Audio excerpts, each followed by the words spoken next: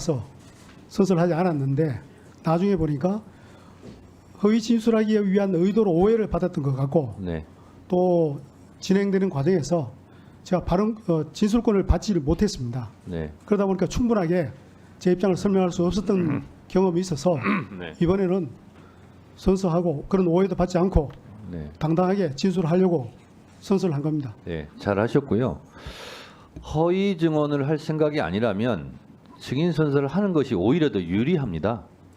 그리고 이 허위 증언이 아니라면 이 청문회장에서 했던 발언 가지고 어떠한 불이익을 당하지 않는다는 또 보호 장치도 법적으로 보장돼 있거든요.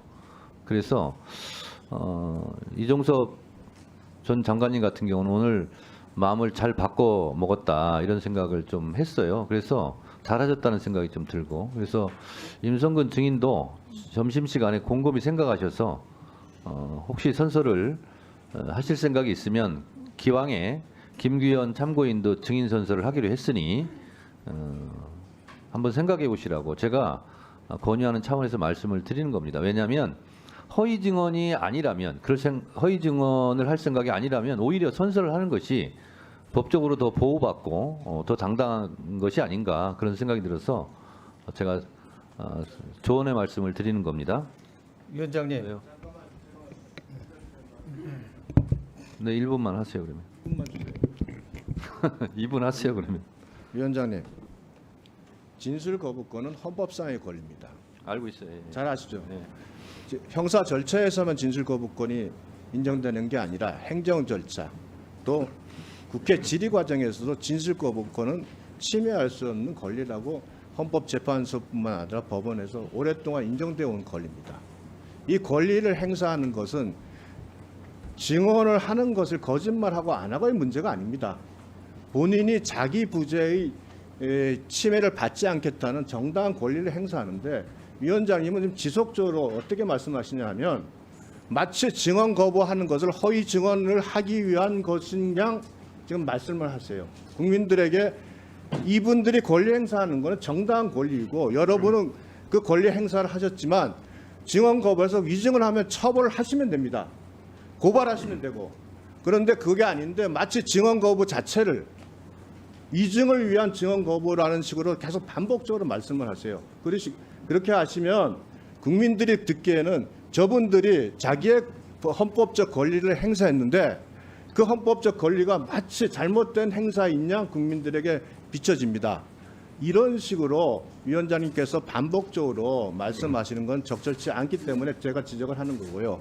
두 번째, 위원장님도 나중에 필요한 질문이 있으시면 7분을 받아서 하십시오. 위원장님이 계속 같은 내용의 질문을 여러 가지 지금 제가 지켜보니까 사실상 위원장님이 전체 회의 중에 반 이상을 말씀을 하세요. 의원들이 말할 시간이 없고 만일 질문하실 게 있으면 위원장님도 7분을 받으셔서 필요하고 궁금한 질문을 하십시오. 방금 하신 내용은 의사 진행과 전혀 관계없지 않습니까? 마치겠습니다. 네, 유상범 간사가 위원장이 아니에요. 위원장한테 의사 진행 발언을 할 수는 있는데 위원장한테 이래라 저래라 하더라도 그건 위원장이 알아서 판단할 일이니까요. 너무 개념치 마시고요. 다시 말씀드리지만 증인 선서는 거부할 권리가 있습니다. 그러나 이종섭 증인 같은 경우 지난번에는 거부했다가 이번에는 마음을 고쳐먹어서 하셨기 때문에 제가 말씀드리는 거고, 임성근 증인 같은 경우는 또 거부를 하셔서 제가 그것이 꼭 유리한 것은 아니다라고 말씀드리는 거고, 제가 분명히 권유드린다 이렇게 말씀드렸지 않습니까?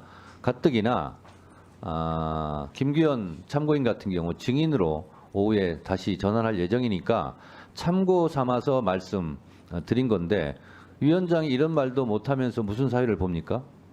당연히 위원장으로서 할 수 있는 거다 말씀을 드리고, 김경호 참고인 왜 손 드셨어요? 발언 때로 나오셨어요. 하실 말씀 있으세요? 발언 기회를 주셔서 감사합니다. 대법원 판결 2009도 13197 판결에 따르면 수사기관에서 형사소송법 148조와 그리고 수사기관이 그거를 고지해야 되는 의무를 규정한 160조에 따르면 증언 거부권이 권리이지만 제가 말씀드렸던 2009도 13197 판결에 따르면 증감법의 제3조 1항에서 말하는 증언 거부는 형사소송법 160조와 같은 상대방 즉 청문회에 고지할 의무 그 규정을 준용할 수 없기 때문에 권리가 아니고 반사적 이익에 불과하고 따라서 그 사유가 정당하지 않으면 고발할 수 있는 것입니다. 대법원 판결을 주권자 국민 앞에서 이야기하고 싶어서 손들었습니다. 이상입니다. 네, 알겠습니다. 예, 들어가시고요. 도움 말씀 감사드립니다.